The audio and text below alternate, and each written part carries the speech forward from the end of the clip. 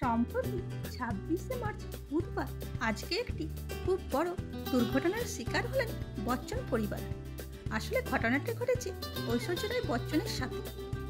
ঐশ্বর্যের গাড়িটি মুম্বাইয়ের রাস্তায় দুর্ঘটনার মুখে পড়ে। ঐশ্বর্যের গাড়িটিকে হঠাৎ করে পেছন থেকে ধাক্কা মারে একটি বাস। তবে এই দুর্ঘটনায় ঐশ্বর্য গাড়ির ভিতরে ছিলেন কিনা তা এখনো জানা যায়নি। তবে জানা যায় গুরুতরভাবে কারো ইনজুরির খবর এখনো সামনে আসেনি। এই সময় রাস্তায় কিছুটা ভিড় জমে যায়, তবে বডিগার্ডরা সেখান থেকে গাড়িটিকে সরিয়ে নিয়ে যায়। তবে বচ্চন পরিবারের পক্ষে থেকেও এখনো পর্যন্ত কোনো কমেন্ট অফিসিয়ালিভাবে জানা যায়নি। যাই হোক, ঐশ্বর্যের গাড়িটি হলো টয়োটা ভেলফ্লায়ার, আর এটি একটি খুবই বিলাসবহুল গাড়ি।